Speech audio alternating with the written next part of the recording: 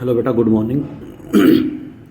मैं आप सभी को हाइट एंड डिस्टेंस के जो शेष क्वेश्चन हैं वो करा रहा हूँ, यानी कि ऊंचाई और दूरी क्लास 10th एक्सरसाइज 9। अभी तक हम इसके 5 क्वेश्चन करवा चुके हैं। अब हम छठे क्वेश्चन से चलेंगे। देखिए छठा क्वेश्चन यानी कि 6 क्वेश्चन क्या कह रहा है। ये कह रहा है a 1.5 metre tall boy is standing at some distance from a 30 meter tall building. The angle of elevation from his eyes to the top of the building increase from 30 degree to 60 degree as he walks toward the building. Find the distance he walked toward the building. उसने कहा है एक 1.5 metre लंबा लड़का खड़ा है, कुछ दूरी पर एक 30 मीटर ऊंची बिल्डिंग है, उससे कुछ दूरी पर खड़ा है। The angle of elevation from his eyes to the top of the building increase from 30 degree to 60 degree. यानी कि वो जहाँ खड़ा है वहाँ से एंगल ऑफ एलिवेशन उन्नयन कोण जो है उसकी आँखों का बिल्डिंग के ऊपर 30 डिग्री से बढ़कर 60 डिग्री हो जाता है। ही वॉक्स टूवार्ड्स द बिल्डिंग, जब वो बिल्डिंग की तरफ बढ़ता है। Find the distance he walked towards the building, यानी कि उसने पूछा है कि वह कितनी दूरी बढ़कर आया है बिल्डिंग की तरफ। बिल्डिंग की तरफ वह कितनी दूरी बढ़कर आया है, उसने ये पूछा है। देखिए आंसर क्या कह रहा है इसका। भाई ये थी बिल्डिंग, ये जो बिल्डिंग थी ये कितनी थी टोटल, ये 30 मीटर थी टोटल। लेकिन अब जो लड़का था वो लड़का 1.5 मीटर का था।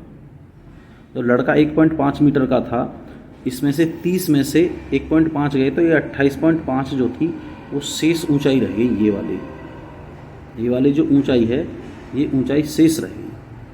ठीक, इसके बाद क्या है भाई, लड़का यहाँ खड़ा था, कहाँ, यहाँ, और यहाँ से देखने पर इसने ये पाया था कि इसका जो एंगल है वो 30 डिग्री है।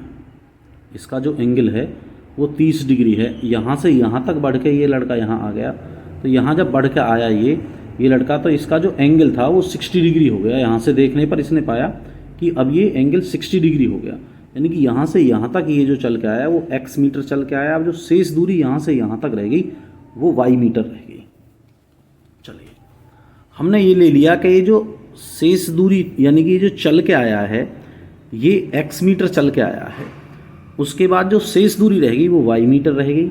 और CD इसने जो ये वाली डिस्टेंस जो हमारे पास शेष बच के आई है वो 28.5 मीटर है। एंगल ऑफ एलिवेशन यानी कि CAD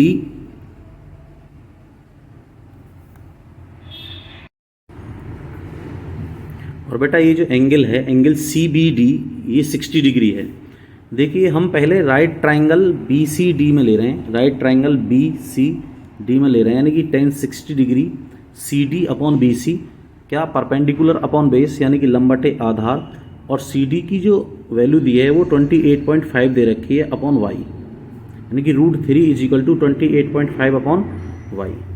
चलिए अगर हम यहाँ क्रॉस मल्टीप्लाई करें इन दोनों की, इसके नीचे 1 ले लें तो ये जो है ये √3y हो जाएगा इज इक्वल टू 28.5। ठीक, और y अकेला रखें यानी कि इसको यहाँ ले जाएं तो यहाँ हो जाएगा डिवाइड। अब हम इसका रेशनलाइज कर रहे हैं यहाँ, यानी कि परिमेयकरण। तो 28.5 में √3 की ऊपर नीचे मल्टीप्लाई कर दी यहाँ, कहाँ, यहाँ। ठीक, 3 से जब डिवाइड करेंगे 28.5 में तो ये आ जाएगा 9.5। कितना आ जाएगा 9.5। 9.5 √3 मीटर ये आ जाएगा, यानी कि इसकी जो वैल्यू आएगी किसकी, y की निकल के वो 9.5 √3 मीटर आ जाएगी।